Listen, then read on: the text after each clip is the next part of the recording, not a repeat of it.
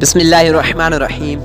معزز سامعین، السلام علیکم ورحمۃ اللہ وبرکاتہ۔ ہزاروں سال پہلے عراق کے مشہور شہر موصل کے علاقے نینوا میں ایک بت پرست قوم آباد تھی۔ اللہ عز و جل نے ان کی ہدایت کے لیے حضرت سیدنا یونس علیہ نبینا وعلیہ الصلوۃ والسلام کو بھیجا۔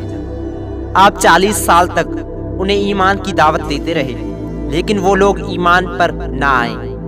لہٰذا آپ نے اللہ عز و جل کے حکم سے انہیں 3 دن بعد آنے والے عذاب کی خبر دی۔ لوگوں کو پتا تھا کہ آپ علیہ السلام کبھی جھوٹ نہیں بولتے۔ انہوں نے آپس میں کہا، اگر یہ رات یہیں ٹھہرتے ہیں تب تو عذاب کا اندیشہ نہیں، لیکن اگر تشریف لے جاتے ہیں تو ضرور عذاب آئے گا۔ جب رات ہوئی تو آپ علیہ السلام وہاں سے تشریف لے گئے۔ صبح ہوئی تو عذاب کی نشانیاں نظر آنے لگی۔ آسمان پر خوفناک کالا بادل آ گیا اور بہت سارا دھواں جمع ہو کر پورے شہر پر چھا گیا۔ لوگوں کو یقین ہو گیا کہ عذاب آنے والا ہے، لہٰذا سب لوگ اپنے گھر والوں اور جانوروں سمیت جنگل کی طرف نکل گئے۔ رو رو کر بارگاہ الہی میں کفر سے توبہ کی اور ایمان لے آئے۔ ان کی سچی توبہ اور اخلاص کی بدولت اللہ عز و جل نے ان پر رحم فرمایا اور ان سے عذاب اٹھا لیا۔ ادھر آپ علیہ السلام ایک کشتی میں سوار کہیں جا رہے تھے کہ لوگوں نے غلط فہمی کی بنیاد پر آپ علیہ السلام کو دریا میں ڈال دیا۔ اتنے میں ایک بڑی مچھلی نمودار ہوئی اور آپ کو نگل گئی۔ حضرت سیدنا یونس علیہ السلام کو کئی اندھیروں کا سامنا تھا، رات کا اندھیرا، دریا کا اندھیرا، مچھلی کے پیٹ کا اندھیرا۔ ان اندھیروں میں آپ نے یہ دعائے کلمات پڑھے، بسم اللہ الرحمن الرحیم، لا الہ الا انت سبحانک انی کنت من الظالمین۔ ترجمہ: تیرے سوا کوئی معبود نہیں، تو ہر عیب سے پاک ہے، بے شک مجھ سے بھیجا ہوا۔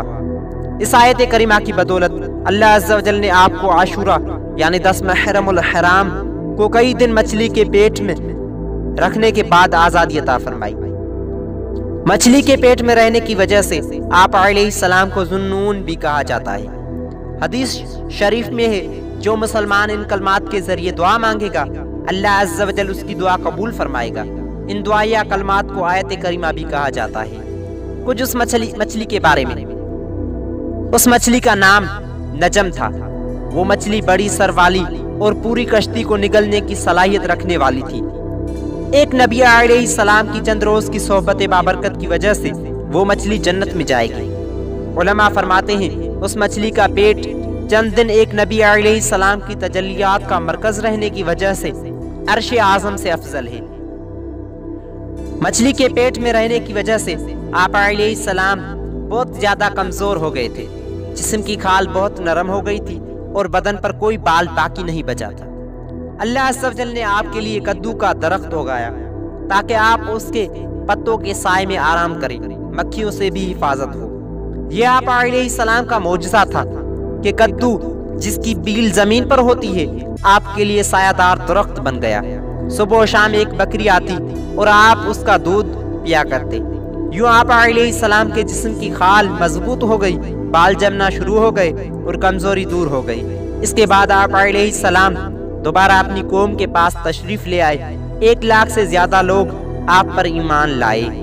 حکایت سے حاصل ہونے والی نصیحت: اللہ عز و جل کے پیاروں کی بات ماننے میں ہی ہماری بھلائی ہے۔ آفتوں، مصیبتوں اور بلاؤں سے بچنے کے لیے توبہ و استغفار بہترین عمل ہے۔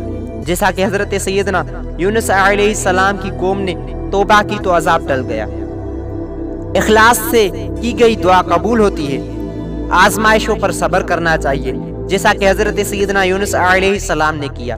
اللہ عز و جل کے فضل و رحمت سے آیت کریمہ کا ورد کرنے والے کی پریشانیاں دور ہو جاتی ہیں۔ اللہ تعالیٰ سے دعا ہے کہ ہمیں عمل کرنے کی توفیق عطا فرمائے، آمین۔